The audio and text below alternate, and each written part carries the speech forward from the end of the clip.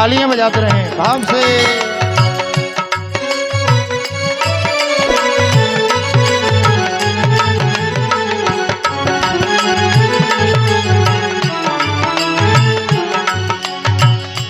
और कहा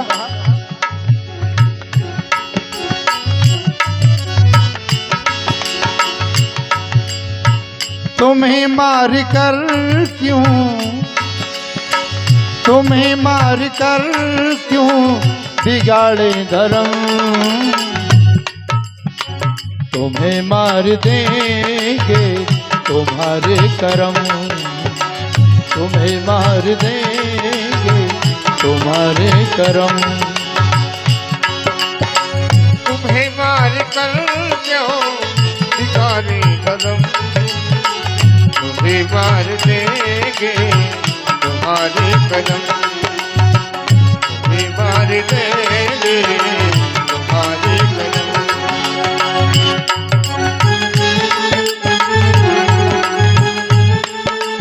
बाके बिहारी लाल की जय हो।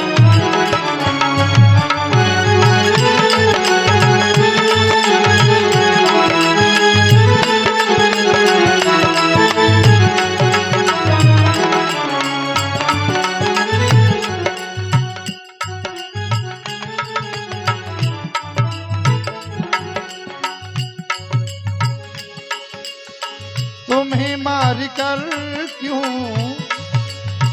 तुम्हें मार कर क्यों बिगाड़े धर्म, तुम्हें मार देंगे तुम्हारे कदम है, तुम्हें मार देंगे तुम्हारे कदम, तुम्हें मार देंगे तुम्हारे कदम।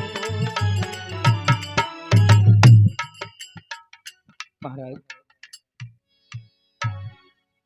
जीवन में ऐसे भी क्षण आते हैं, समाज में लगता है विरोध करना पड़ेगा, लेकिन विरोध मत करो, उनके लिए समय के लिए छोड़ दो।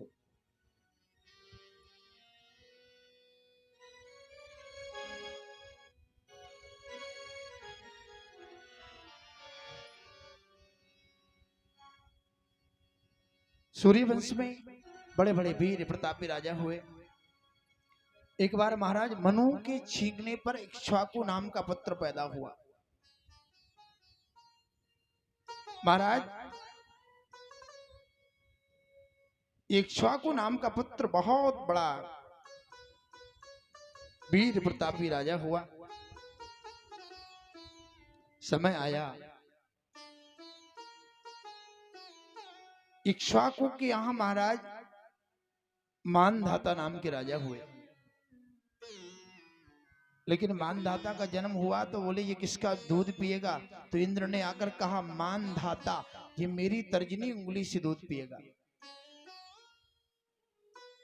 इंद्र की तर्जनी उंगली से दूध पिया और मानधाता नाम पड़ गया। यही बहुत बड़े चक्रवर्ती राजा हुए। महाराज मानधाता के पुत्र त्रिशंकु हुए और त्रिशंकु के महात्मा हरिश्चंद्र हुए। हरिश्चंद्र के यहाँ रोहित नाम का पुत्र हुआ और रोहित के यहाँ चंप हुए, चंप के सौदास हुए, सौदास के यहाँ विजया नाम का पुत्र हुआ।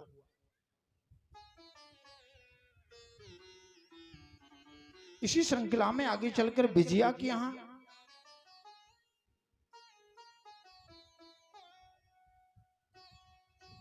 एक बार युद्ध में इनको शत्रुओं ने मार दिया।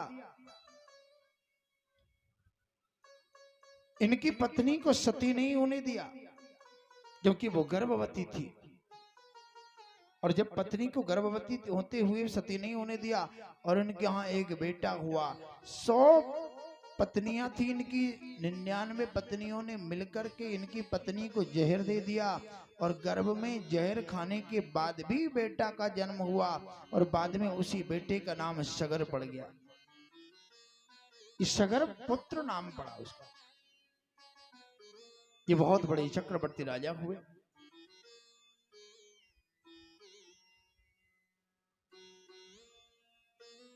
ये महाराज सगर कि यहां 60,000 पुत्र हुए।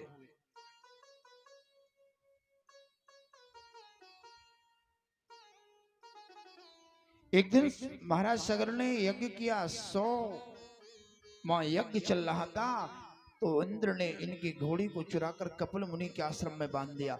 और जब 60,000 बेटे घोड़ा को ढूंढने के लिए गए तो कपिल मुनि के आश्रम में घोड़ा मिला।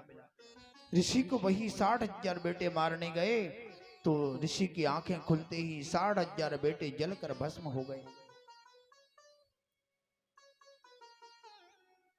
तो दिल्ली